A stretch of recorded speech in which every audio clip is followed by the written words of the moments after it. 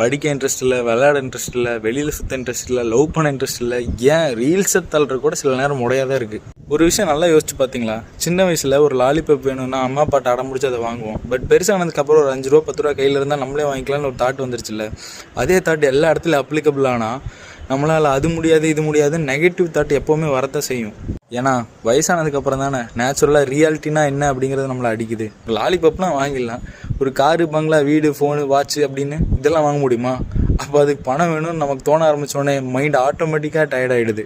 அப்போ இதெல்லாம் ஹேண்டில் பண்ணணுன்னா இங்கே மட்டும் ஸ்ட்ராங்காக இருந்தால் பத்தாது, இந்த இடத்துல ரொம்ப ஸ்ட்ராங்காக இருக்கணும். எந்த அளவுக்குன்னா ஒரு மொட்டத்தனமான கான்ஃபிடென்ஸ் வேணும். அப்போ தான் நீங்கள் மோட்டிவேட்டடாகவும் கான்ஃபிடென்ட்டாகவும் இருக்க முடியும். நம்ம சாதாரணமாக பண்ணுற டெய்லி ரொட்டீன் வேலையை கூட ஒரு இன்ட்ரெஸ்ட்டாக எடுத்து செய்ய முடியும்.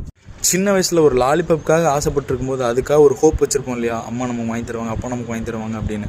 அந்த மாதிரி ஹோப்பை இந்த வயசில் இப்போ க்ரியேட் பண்ணுறது கஷ்டம்தான். ஆனால் நீங்கள் ஆசைப்படுற விஷயத்தில் அது நடக்காதுன்னு தெரிஞ்சோ சில நேரம் ஆசைப்பட்டீங்கன்னா அது மேபி இல்லை, கண்டிப்பாகவே உங்களுக்கு கிடைக்கும்.